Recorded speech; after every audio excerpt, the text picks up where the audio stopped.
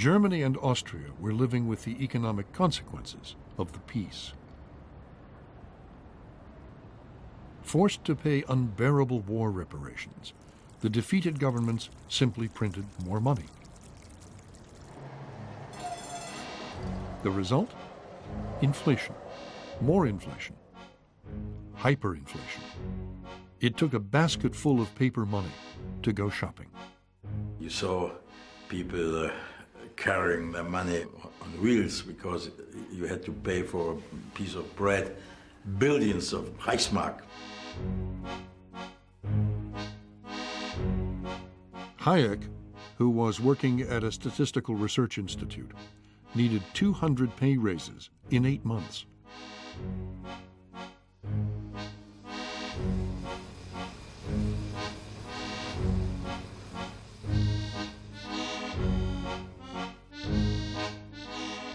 Money was cheaper than wallpaper.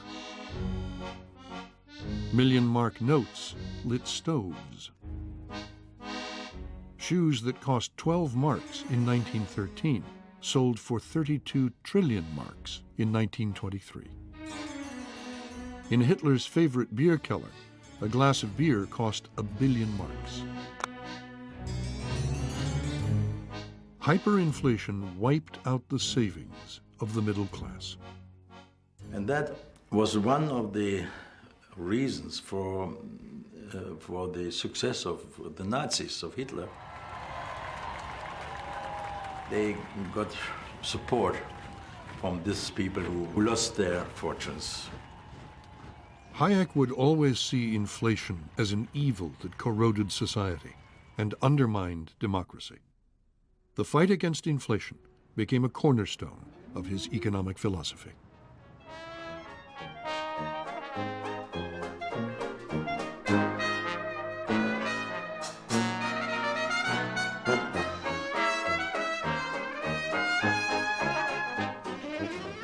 During the 1920s, while Europe was continuing to suffer the wounds of the First World War, in American cities at least, it was a boom time. Americans were spending money, they were dancing, they were partying, they were buying cars. They were buying bathtub gin. And they were buying stock, lots of stock. The stock market, the New York Stock Exchange, had become a national pastime, and Americans couldn't get enough of it.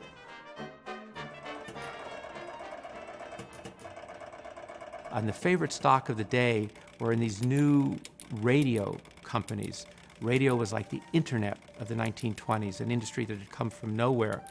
And the number one glamour stock was RCA, which in just a few years went from $1.50 a share to $600 a share. Americans couldn't get enough of it. It was a classic stock market bubble. Then, on Black Thursday, October 24th, 1929, the bubble burst. Prices plunged. The downward spiral proved unstoppable.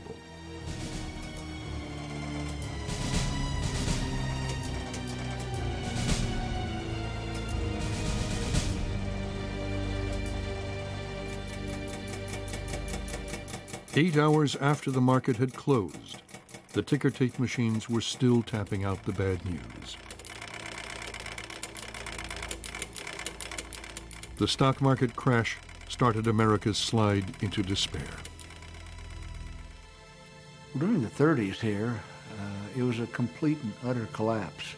From the people's point of view, it was despair as values and prices spiraled ever onward, downward. It left them with no ability to earn, no ability to repay, no ability to spend, no ability to consume. Everything went down. The farm implement sale, the clothing store, the merchant. Everything spiraled downward, and of course with it went the banks. People panicked. They rushed to withdraw their hard-earned savings.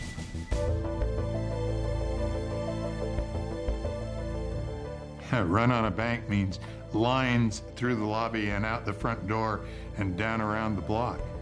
People waiting day and night to get up to see if they could withdraw their cash. The millions that could not lost everything. If you look at the period of time from 29 on, about half the banks in the United States closed. The government failed to halt the downward spiral. In fact, it made things worse. Private construction virtually ceases. Mills and factories shut down. Railroads come to a virtual standstill. Millions of Americans, men, women, and children, wait in the cold, on bread lines, in soup kitchens. 3 million Americans are ex-wage earners, unemployed, and the ranks of the unemployed ought to soar to 15 million.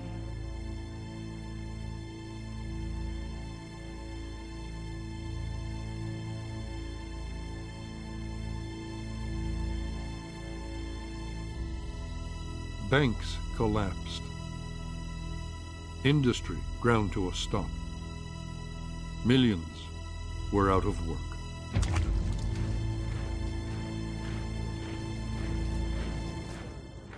In Britain, working men, many of them war veterans, marched the length of the country to petition the government for the simple right to work. In Italy, Spain, and Germany, they marched to a different drum. With the failure of capitalism, fascism cast its shadow ever wider.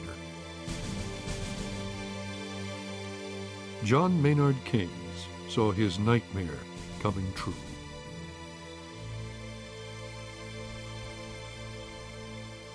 In Cambridge, Keynes set out to save capitalism from itself by writing a book about what caused the Great Depression and what to do about it.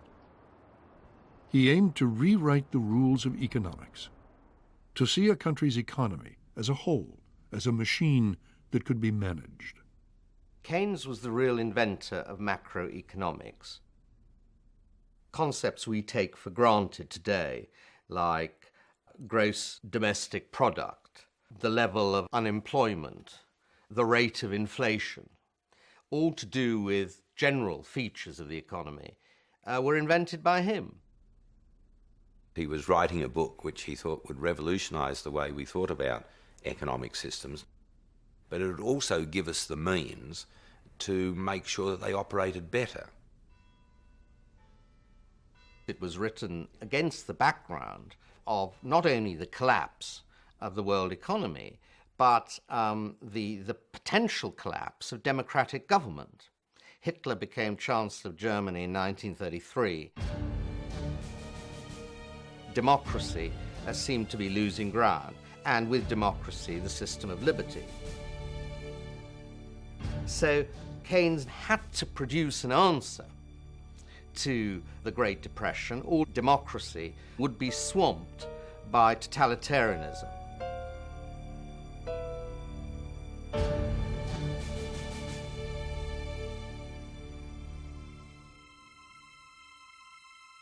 The new American president, Franklin Delano Roosevelt, was staring economic disaster in the face. His wife, Eleanor, described Inauguration Day as very, very solemn and a little terrifying. This great nation will endure as it has endured, will revive and will prosper. Roosevelt's voice of confidence rallied the nation. He then embarked on a whirlwind program of reform. For Roosevelt and the New Deal, it was a war. They were at war with the Great Depression, and they responded with frenetic activity, relief programs for the unemployed, for the hungry, programs to get people back to work. They built dams and highways and national parks. At the same time, they instituted a program of regulating capitalism in a way that had never been done before in order to protect people from what they saw as the recklessness of the unfettered market. privately, Roosevelt feared the market system had failed. So he created an entire alphabet of new agencies to regulate banks, the stock market, capitalism itself. New headquarters built for the Interstate Commerce Commission celebrated government regulation, which reined in market forces and curbed capitalism.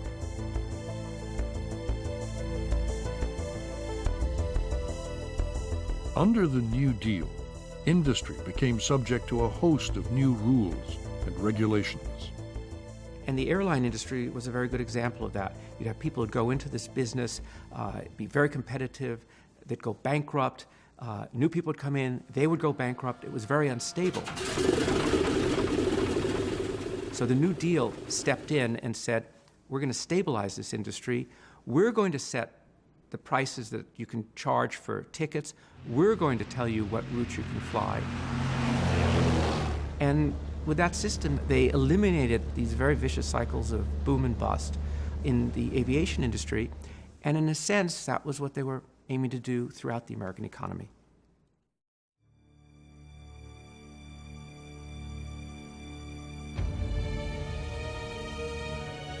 In 1936, John Maynard Keynes finally published his General Theory, a brilliant analysis of how to fight the Depression. By showing governments that it was possible to manage their economies, Keynes made himself the most influential economist of the age. Keynes' solution to the unemployment was for the government to spend the money and restore and maintain full employment. Government, said Keynes, should spend against the wind. In good times, they should reduce their spending and build surpluses. In bad times, like the Great Depression, they should step up spending, run deficits, and put purchasing power into the hands of working people. He gave people hope that unemployment could be cured without concentration camps.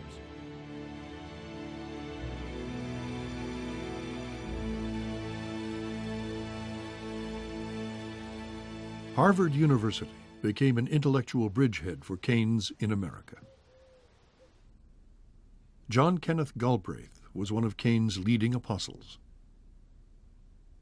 I've said many times, I think had something, maybe quite a bit, to do with bringing Keynes across the Atlantic. I came back to find a whole group of people here who had also read the General Theory, and this was a breath of hope and optimism. In Washington, Keynes' ideas would begin to turn economics policy upside down.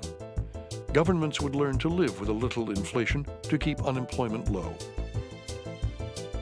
You resisted conservative finance, borrowed money, and hired people across the country, rescuing them from unemployment. That was the basic essential.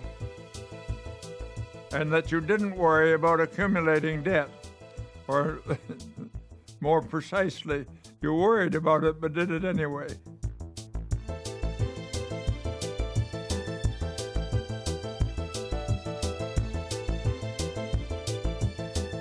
Keynes' ideas began to gain ground.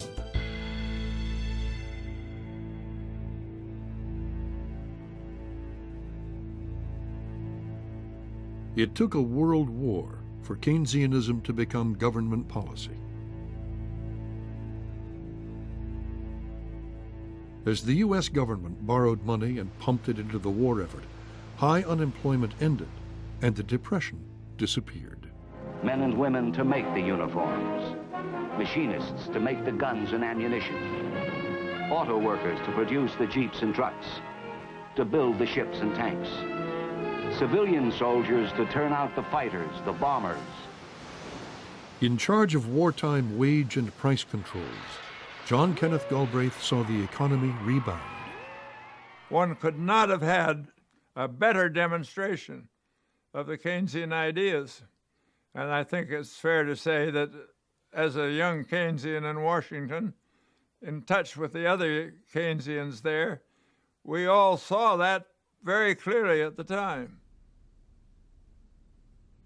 In a radio broadcast, Keynes expressed his hope that what worked in war would work in peace. If expenditure on armaments really does cure unemployment, the grand experiment has begun. Good may come out of evil. We may learn a trick or two which will come in useful when the day of peace comes.